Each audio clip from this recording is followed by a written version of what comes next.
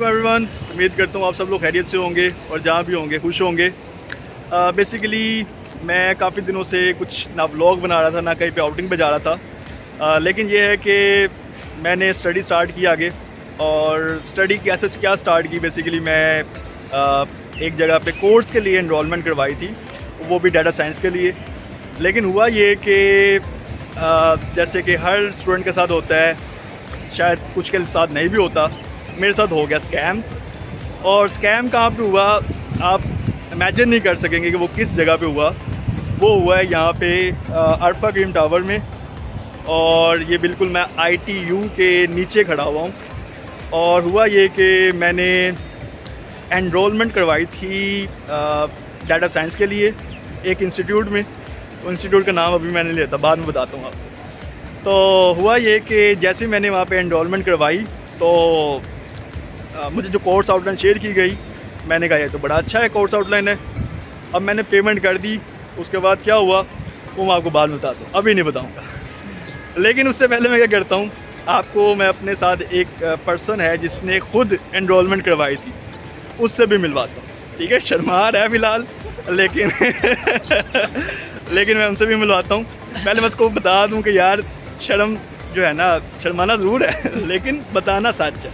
ये ना हो कि उसको ऐसा फील हो कि मैं उसको ट्रेन किया हुआ है। ठीक है, तो इससे रिव्यूज़ लेते हैं कि भाई आपने कोर्स किया है, अभी मतलब कुछ क्लासेस अटेंड की हैं, तो आपका एक्सपीरियंस कैसा रहा वहाँ पे उस इदारे के साथ।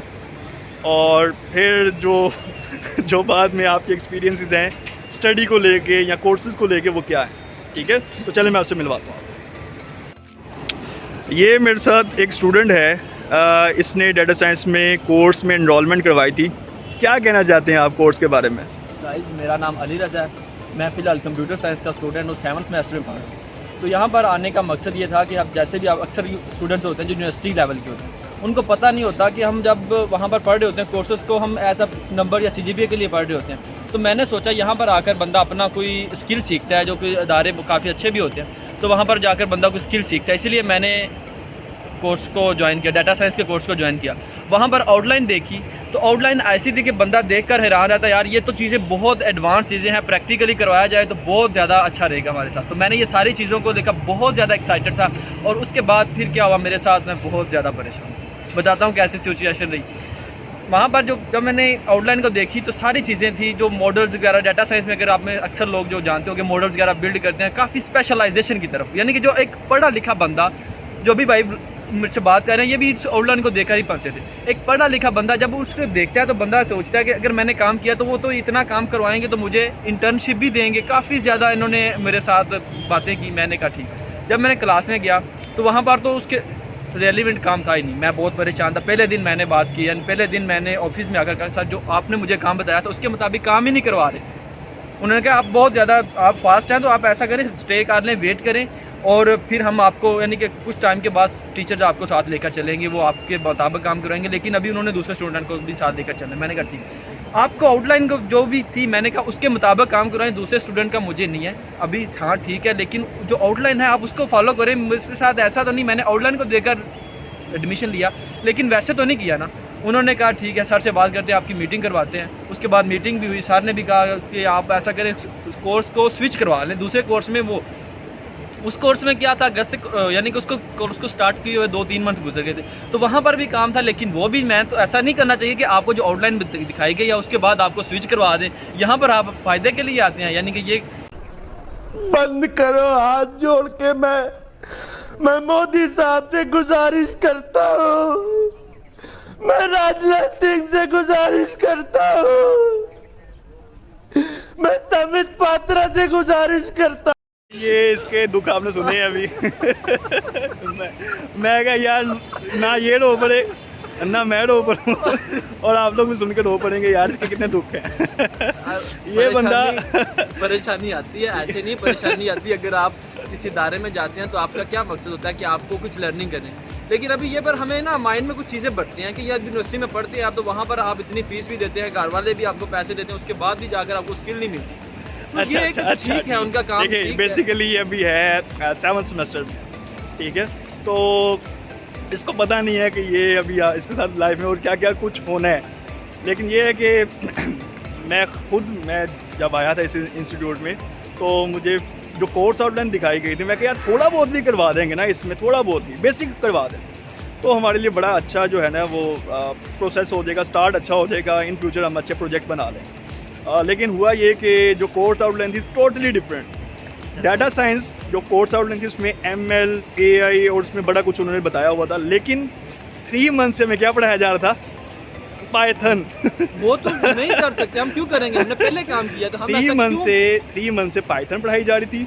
और फिर इशू ये था कि मैं किसी टीचर के ख़िलाफ़ बात नहीं कर रहा बेसिकली, और ना ही मेरा कोई मकसद है कि मैं टीचर को हर्ट करूं। लेकिन बेसिकली क्या था, हम उस इंस्टीट्यूट के ख़िलाफ़ हैं जिन्होंने इस तरह का स्कैम हर जगह पे फैलाया हुआ है।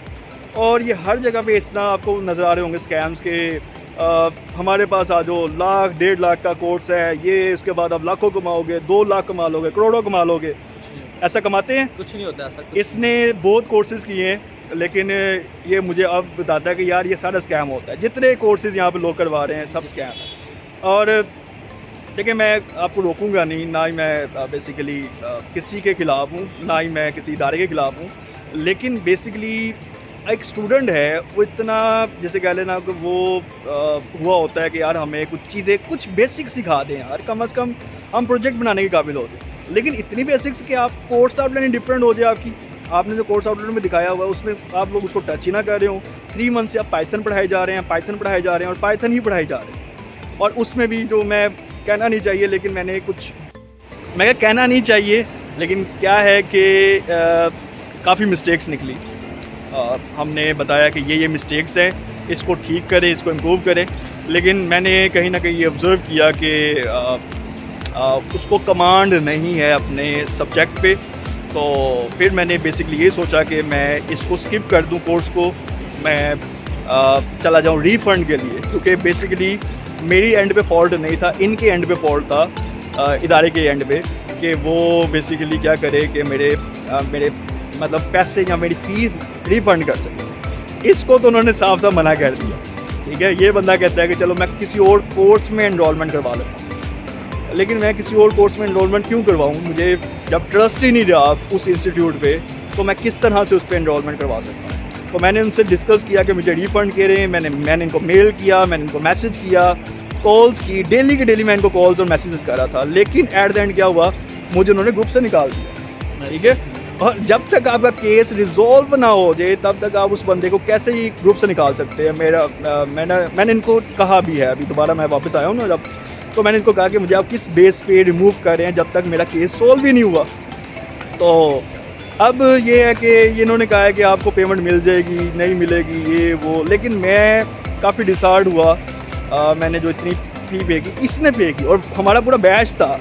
ठीक है, उनके साथ भी ऐसा हुआ, लेकिन वो क्या बच्चे हैं, स्टूडेंट है, तो क्या उनके साथ तो फ्रॉड होते रहते हैं। उन्होंने पहले काम ही नहीं किया था ना, इस वजह से उनको पता ही नहीं है कि उनके साथ ये फ्रॉड हो रहा है, स्कैम का। यार ये बंदा डो पड़ेगा।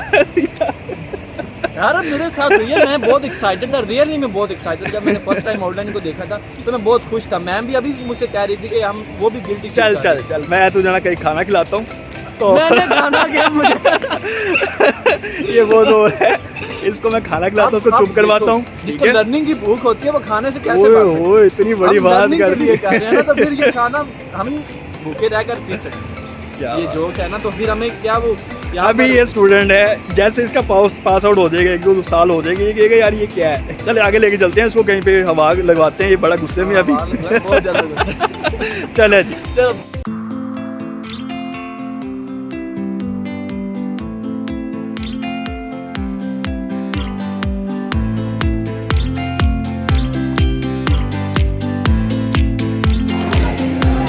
ऐसे नहीं खाना। कैसा लग रहा है खा? सही लग रहा यार, ऐसे ही खाना है ना, तो आपने